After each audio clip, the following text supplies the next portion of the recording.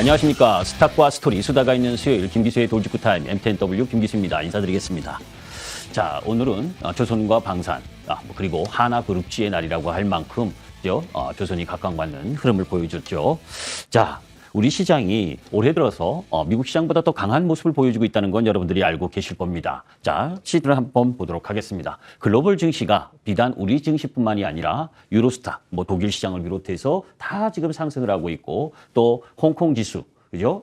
전체적으로 강세 흐름을 보여주고 있습니다. 자, 그런 가운데에서 사실 캐나다, 멕시코 한 달 유예가 됐지만 관세 이야기가 많이 나오고 있잖아요. 직격탄을 받고 있는 게 캐나다와 멕시코인데 멕시코 역시 파란색이 주가 흐름인데, 그죠? 주가 역시 양호한 흐름을 보여주고 있습니다. 자, 그러면 관세로 미국에서 관세에 대한 부분을 계속 강조드리고 있는데 글로벌 증시가 그 관세 우려 속에서도 강한 모습을 보여주고 있다. 분명 관세보다 다른 것을 보고 있는 흐름을 보여주고 있다는 거죠, 시장이. 자, 그 이유가 뭐냐? 일단 관세 정책에 대한 학습 효과입니다. 트럼프 일기 때 우리가 이미 경험을 했었고, 그리고 트럼프가 당선되면서 이미 글로벌 시장은 트럼프 관세 우려에 의해서 시장이 약했었던 거죠. 우리 시장도 작년 연말에 얼마나 비실비실했습니까? 두 번째는 리플레이션 정책 강화입니다. 트럼프의 이 관세 정책, 그리고 경기 둔화 가능성, 이런 부분들을 이미 예상하고, 그죠? EU의 주요 중앙 은행과 그리고 멕시코 할 거 없이 전체적으로 금리를 인하를 하고 있으면서 시장의 유동성을 불러일으켰죠. 또 세 번째로는 딥시크 여파 불구하고 기술 혁신 사이클이 지속되면서 모멘텀을 받고 있다는 겁니다. 자, 그런 가운데에서 우리가 내러티브, 그러니까 스토리텔링이라고 할 수 있는 부분과 그리고 넘버스, 숫자, 우리가 여기서는 6단계로 나눴지만 실질적으로 어떤 신제품이나 산업 이런 흐름 부분으로 바라보게 되면 도입, 성장, 성숙, 그리고 쇠퇴기로 가잖아요. 그죠? 1단계 스타트업이 진행되면서 2단계 유년기 성장할 때 앞으로 AI가 아니면 로봇이 아니면 2차 전지가 이런 이 산업이 향후에 먹거리가 될 것이다라는 기대감. 그러나 숫자는 찍히지 않는, 실적이 찍히지 않는 흐름을 보이게 되는 거죠. 그런 가운데에서 3단계 고성장 흐름이 전개가 되는 상황. 사실 테슬라도 2017년에는 그죠? 이 스타트업 유년기 흐름이었습니다. 그래서 주가가 저 밑에 있었죠. 그러다가 뭡니까? 2020년도에 50만 대 이상의 전기차를 팔면서 주가가 뛰기 시작했던 거죠. 자, 그렇게 고성장을 이룬 이후에 또 성숙 흐름으로 가게 됩니다. 자, 제가 왜 이런 말씀을 드리려고 하냐면 이후에 잠시 후에 돌직구 타임 뒷부분에 이 내러티브, 이 이야기만 갖고 상승하는 주식, 그리고 또 이 이야기 속에서 숫자, 실적이 찍히는 주식과 그렇지 못한 주식을 한번 비교해 드리려고 이 이야기를 서두로 꺼냈습니다. 잠시 후에 본격적인 돌직구 타임을 시작하도록 하겠습니다.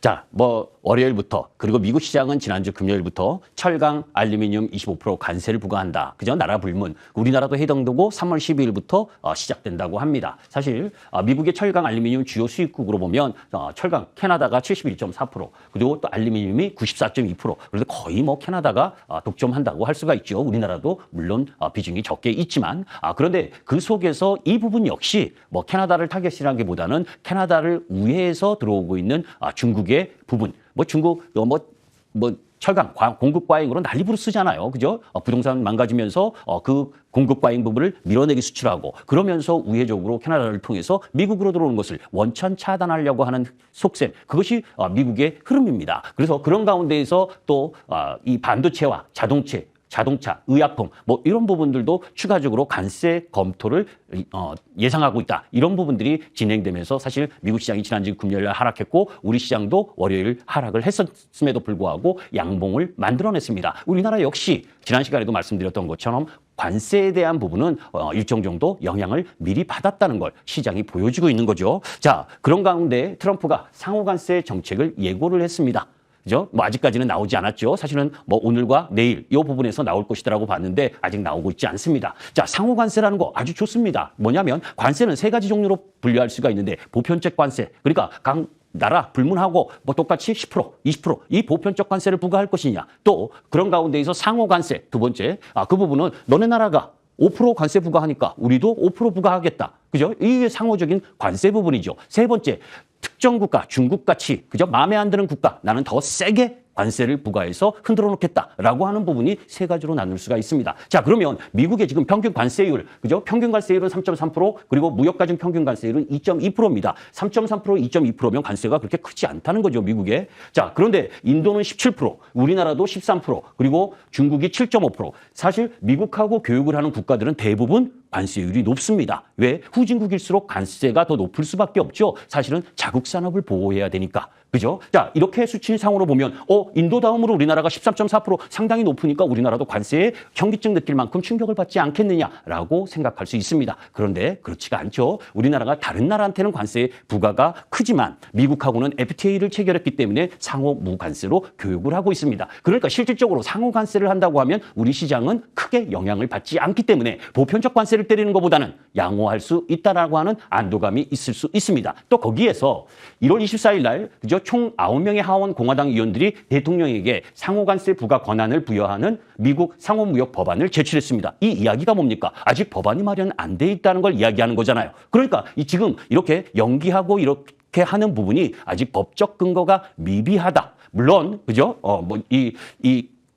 하원에서 법안이 제출되고 통과되기 위해서는 또 과반수 이상의 또 득표를 얻어야 되는데 지금 하원이 217석, 공화당이 그리고 민주당이 215석, 2석 차이밖에 안 납니다. 왜냐하면 3석이 행정부 로 새 의원이 들어갔기 때문에 이 차이가 크지 않고 또 여러분들 보셨겠지만 대통령이 뭐 하란다고 그죠? 의원들이 전부 다 하고 이런 부분은 아니잖아요. 그죠? 반란표가 있게 마련이고 그렇기 때문에 4월 1일 예정된 보궐선거 결과에 또 확인할 필요. 이 골자는 상호관세가 우리 시장에게 크게 영향을 미치지는 않는다. 이 부분이 있다라고 보시면 되고 자 결국 그럼에도 불구하고 트럼프가 그죠? 관세의 주 목적이 중국을 타겟으로 하고 그리고 자국 내의 제조업 붐을 위한 흐름 부분 거기에 1단계로 멕시코, 캐나다를 타겟으로 삼으면서 마약 이민이라는 명분을 가지고 25% 관세 한 달 유예됐지만 그리고 두 번째로 부분에 있어서는 불공정 무역 관행 중국이나 EU 아까 보셨지만 중국이나 EU 국가들은 상대적으로 미국에게 관세를 많이 높게 매기는 국가들입니다.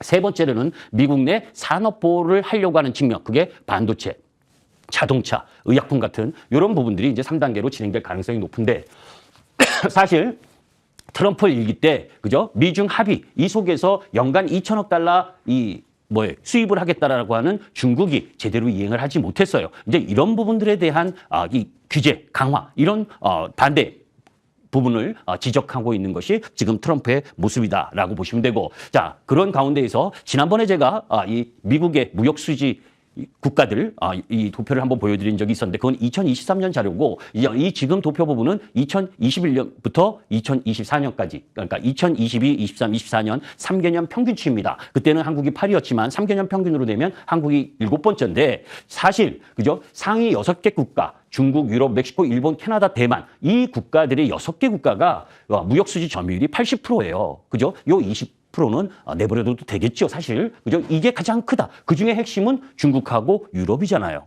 그죠? 멕시코하고 캐나다도 물론 무역 수지가 높긴 하지만 자, 그런 상황에서 한국은 미국과 FTA 상태 그러니까 트럼프 일기에 한 차례 개정을 다 했었던 부분이고 그런 가운데에서 이 관세율만 가지고 타겟을 할 경우에는 한국이나 캐나다, 멕시코 이런 쪽은 상대적으로 자유로울 수 있다라고 하는 부분. 그래서 상호 관세에 대해서 너무 크게 우려하지 않으셔도 된다. 다만 무역 수지 흑자 규모를 종합적으로 바라보면서 관세를 부과할 때는 우리 시장에게 영향을 일부 미칠 수 있다는 건 염두에 두시고 다만 그런 가운데에서 아까도 이야기한 것처럼 다음 단계의 반도체나 자동차 그리고 이 의약품 그 속에서 이 상호관세 태풍 부분이 비관세 장벽까지 넘어가게 되면 그죠? 이거 우리 시장은 사실 농산물 경쟁력이 약하잖아요. 그래서 농산물 부분이나 요 비관세 장벽 이런 부분들을 가지고 있는데 사실 여러분들 옛날에 광우병이라고 난리 났었을 때 그죠? 그럴 때 소고기, 미국산 소고기나 이런 부분을 30개월 미만만 수입하는 이런 제한을 뒀고 이런 부분들 사실 지금 그런 부분이 영향이 없었다는 걸 알기 때문에 좀 농업 쪽에서 해제를 시키거나 또 투자 장벽, 외국인들의 소유권 제한을 하고 있는 미디어 통신 그리고 전력 운송 부분에 있어서의 외국인 투자 제한을 해제하거나 이런 비관세 장벽에서 오히려 트럼프가 더 요구할 가능성이 높기 때문에 제반 산업 부분에 있어서는 저는 개인적으로 자동차 쪽이 가장 우려스럽지 나머지 여타 섹터 부분들에 있어서는 큰 영향권이 아니다라고 보시면 됩니다. 이미 무역 정책 불확실성 지수가 상당히 높아졌다는 건 지난주에도 설명을 드렸고, 자 그런 가운데에서 어제 이 파월 연준 의장이 그죠 청문회를 했고 오늘 하원에서 또 증언을 하게 되죠. 그런 가운데 오늘 미국의 CPI가 발표가 되고 내일 PPI가 발표가 됩니다. 예상이지만 그죠 CPI나 PPI는 소폭 내려올 것이라고 보고 있는데 이건 예상 부분이긴 해도 이 파월 연준 의장이 이야기하고 있는 거 그죠 지금의 물가로는 금리를 빨리 서둘러서 인하할 필요가 없다라는 이야기가 주 포커스고 그것이 결국은 데이터 의존을 하겠다라고 하는 거기 때문에 지금 예상을 제가 자세히 설명할 필요는 없고 결국 그 지표 흐름 부분들을 여러분들이 확인하실 필요는 있다라는 부분입니다. 자, 그런 가운데 지난번에도 한번 여러분들께 말씀을 드렸었는데 그죠? 지금 미국 시장은 PER 기준 상당히 고평가돼 있다. 평균 미국 시장이 10년 내 평균 거래할 때 PER 기준 17배 정도에서 거래가 되고 있는데 지금은 22배 정도에서 거래가 되고 있습니다. 전체적으로. 자, 그런데 애플 같은 경우에는 지금 내려왔다고 해도 그죠? 30배 정도에서 엔비디아는 지금 28배 정도에서 거래가 되고 있고 마이크로소프트가 28배 그리고 아마존이 뭡니까? 한 30배 이상에서 거래되고 있어요. 자, 그런 가운데에서 구글 역시 20배 정도에서 거래가 되고 있고 테슬라는 그죠? 100배가 넘게 높은 수준에서 거래가 되고 있죠. 그리고 여러분들께 이야기한 것처럼 트럼프가 되면서 이미 트럼프 기대감까지 작용을 해서 쌍봉을 치고 내려오고 있는 중이고, 그죠? 그러니까 이 매그니피센트 7 종목 중에서 살펴보게 되면 테슬라가 가장 높고 메타가 20%대 중반 이 부분이기 때문에 전체적인 이 매그니피센트 7 종목의 퍼가 상대적으로 평균치보다 높은 35배 정도 거래되는 가운데에서 가장 그래도 괜찮은 게 메타의 부분이죠. PR이. 자, 그런 가운데에서 빅테크 기업들의 AI 투자 모멘텀은 계속되고 있다. 그죠? 2022년, 2023년에 살짝 줄었다가 2024년 그리고 2025년 보게 되면 마이크로소프트나 그리고 메타. 그죠? 투자, AI에 대한 투자가 딥시크에 대한 일정 정도 영향은 있었어도 그럼에도 불구하고 이 데이터 센터나 이 AI 칩과 관련된 부분에서 투자는 지속되고 있다라고 하는 부분은 염두에 두시면서 접근할 필요가 있습니다.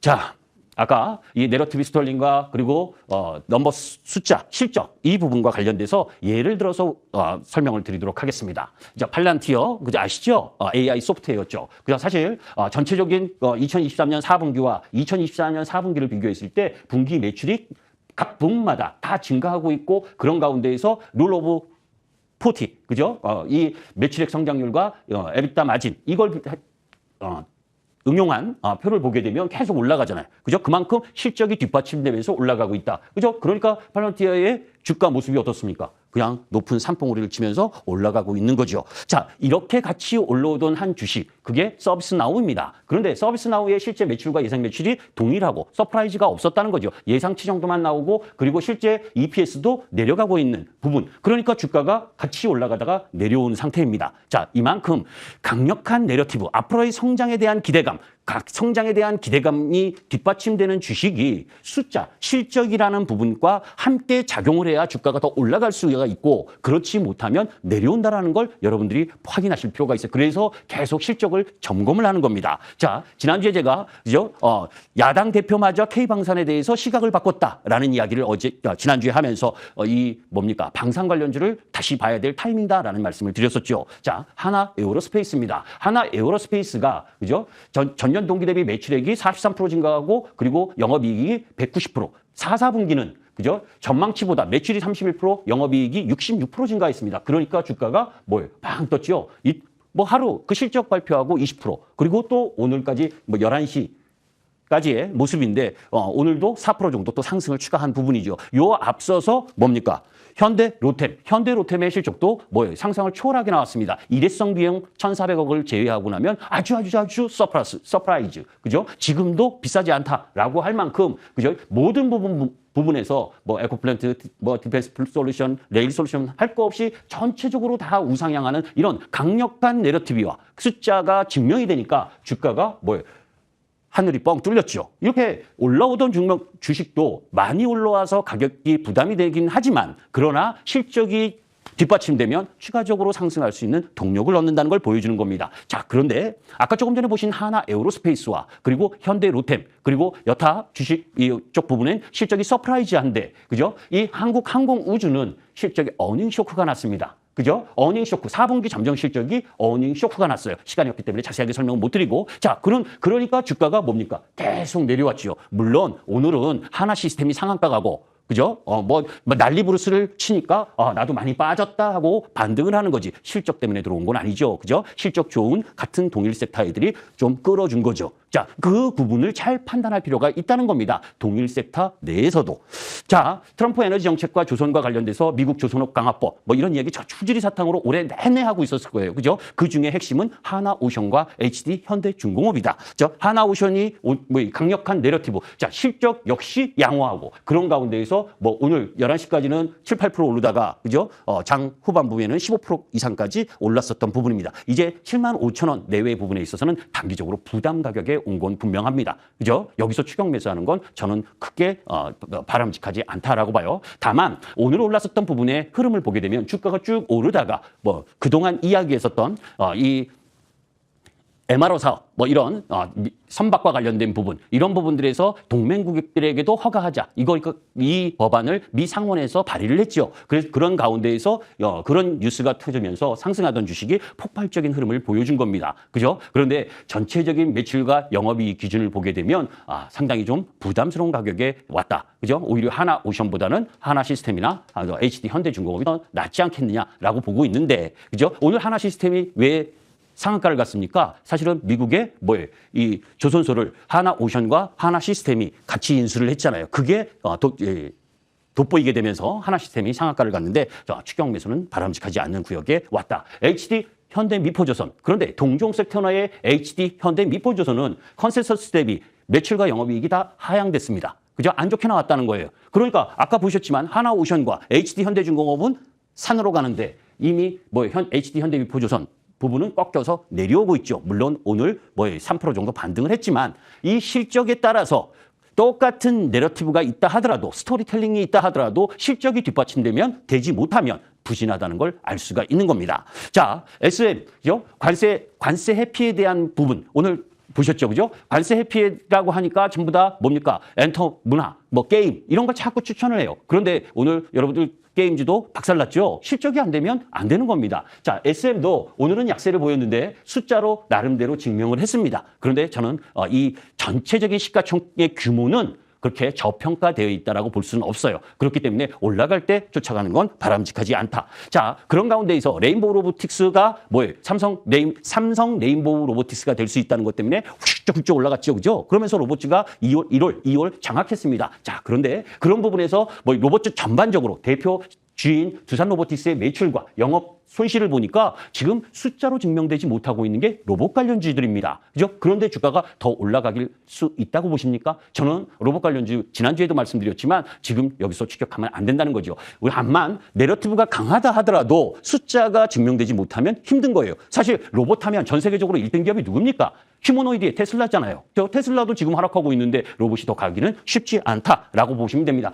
자, 거기에 전력기기 쪽 라인 부분을 보게 되면 효성중공업과 그리고 LS 일렉트릭은 4분기 실적이 호조됐습니다. 그러니까 실적을 바탕으로 해서 숫자를 조합을 했으니까 올라갈 수 있지만 HD 현대일렉이나 재룡전기 이런 쪽은 실적이 부진했잖아요. 그러니까 부진한 쪽을 사시면 안 되는 겁니다. 자, 그런 가운데 이 재룡전기도 실적이 이미 꺾였어요. 쉽게 되돌아오기 쉽지 않다라고 보시면 됩니다. 자, 자동차가 가장 피해죠. 부정적인 내러티브. 그죠? 아까도 이야기했지만 실적은 뭡니까? PER도 현저히 낮은 수준에 거래되고 있지만 이 내러티브라고 하는 그죠? 이 선호도가 적기 때문에 지금 저평가 구역인데 이건 미국 시장에서 자동차와 반도체에 대해서 어떻게 관세를 때리느냐 이게 확인이 돼야 악재 노출로 인해서 반등할 수 있다 이렇게 보고 있습니다. 자, 나머지 부분 K칩스법이나 나머지 부분들을 설명을 드려야 되는데 시간이 다 됐네요. 그죠? 자, 너무 빨리 이야기를 해서 여러분들이 이해하실 수 있나 잘 모르겠습니다. 그런데 제가 조금 전에 말씀드렸던 모두가 종목 추천의 성격은 아닙니다. 여태까지 여러분들에게 이야기했었던 부분 속에서 시장보다 더 강한 흐름을 보일 수 있는 섹터와 종목 그걸 또 계속해서 실적을 쫓아서 실적을 보셔야 됩니다. 자, 내일 옵션 만기입니다. 옵션 만기 이후에는 또 시장의 변화, 섹터의 변화가 있을 수 있습니다. 잠시 후 6시부터 여러분들과 함께 옵션 만기 이후 그리고 외국인들의 선물 흐름 이런 부분들과 관련돼서 공부하도록 하겠습니다. 감사합니다. 김 기수였습니다.